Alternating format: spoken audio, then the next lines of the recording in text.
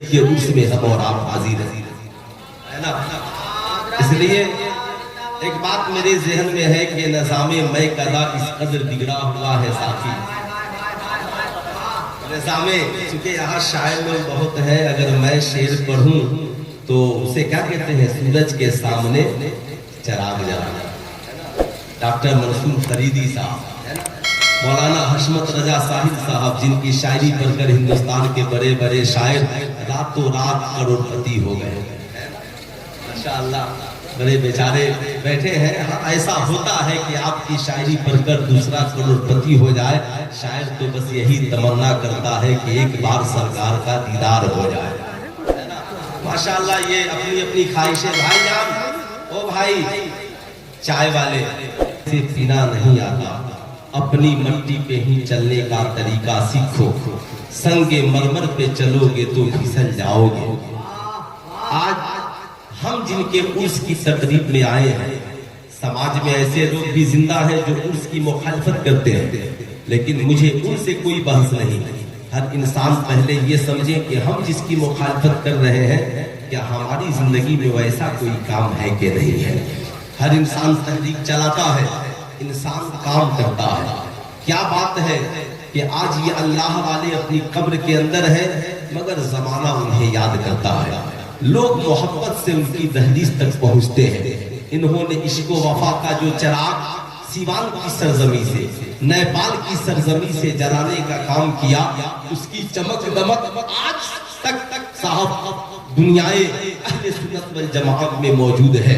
اگر وہ کچھ نہ کرے تو صرف اتنا ہی کافی ہے کہ ادارے شریعہ کی بنیاد رکھنے میں سب سے اہم کردار جس ذات نے ادا کی، وہ حضور امین شریعت مفتی علی سالم سیوانی کی، جہاں سے خود فقیر نے افتاء کا کورس مکمل کیا۔ میں 2 سال اس ادارے میں رہ کر پڑھا ہوں۔ اگر جہاں جہاں میں تقریر کروں، جہاں جہاں خطاب کروں، جہاں جہاں لوگوں کی اصلاح کی بات کروں، سب کا ثواب حضور مفتی علی سالم صاحب قبلہ کی روح کو پہنچتا ہے۔ میرے جیسے لاکھوں عالم پورے بھارت میں ٹہل رہے ہیں، پوری دنیا میں کام کر رہے ہیں، یا اللہ والے قبر کے اندر ہیں، مگر ایک بات کا مجھے غم ہوتا ہے، آپ کو بھی غم ہونا چاہیے۔ آج لوگ سوال اٹھاتے ہیں عالموں کا کردار کیا ہے۔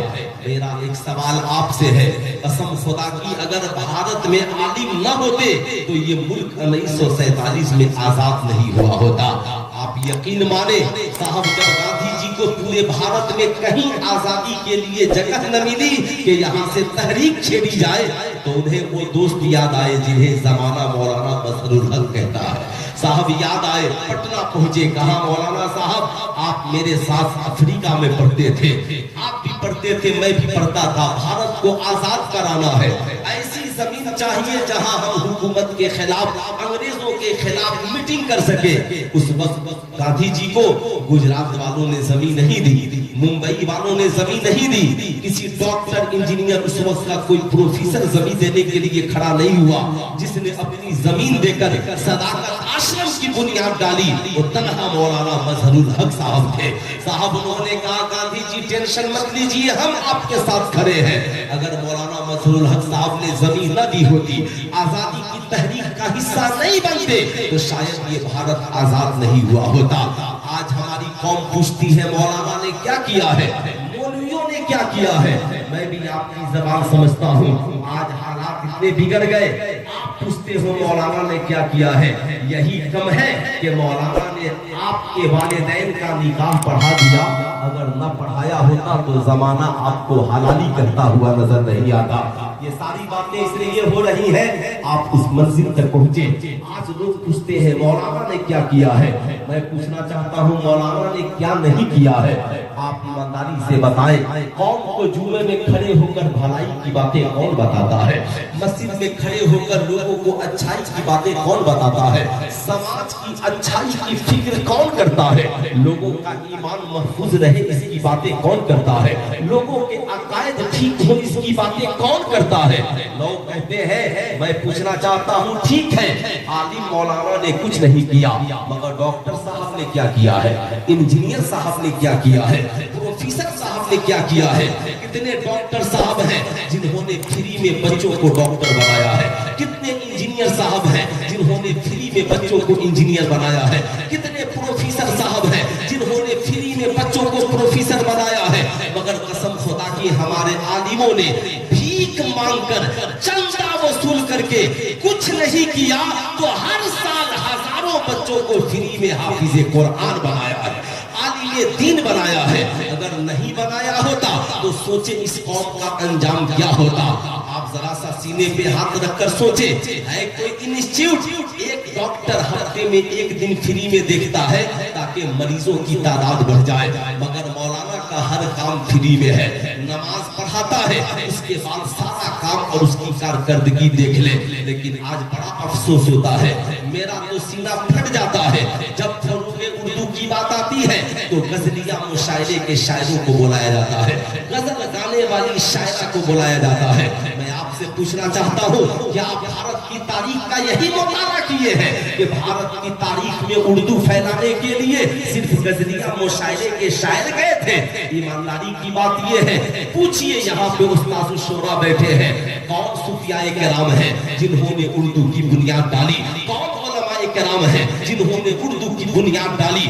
سوائے ڈاکٹر اقبال کو چھوڑ کر ان شاعروں نے عشقیہ شاعری کے علاوہ دیا کیا ہے؟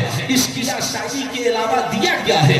غزل کی ایک دو کتاب لکھ دی, زلفیں لہرانے والی شاعرہ چلی آئی, پورا مجمع سمجھتا ہے واہ فروغ اردو کا کام ہو رہا ہے.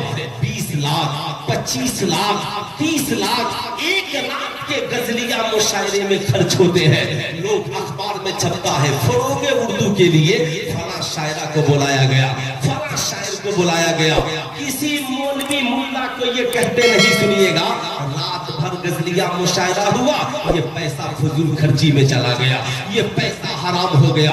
سعودی عرب کا حال جا کر دیکھیے, جنہوں نے کہا معاذ اللہ میلاد کی محفل ناجائز ہے, جنہوں نے کہا ولیوں کے ذکر کی محفل ناجائز ہے, جنہوں نے کہا کوئی اجتماعی طور پہ محفل کا انعقاد مت کرو, آج وہ میلاد نہیں منانے والے شراب کی پارٹیاں کر رہے ہیں, ناچ گانے اور باجے کی پارٹیاں کر رہے ہیں. ان کے مولویوں کے پاس اتنی ہمت نہیں ہے کہ کھڑے ہو کر وہاں راجاؤں کے سامنے بول سکے کہ یہ جو تم ناچ کی پارٹی کر رہے ہو سعودی عرب میں یہ حرام ہے, یہ جو سعودی عرب میں جو تم شراب کی پارٹیاں کر رہے ہو یہ حرام ہے.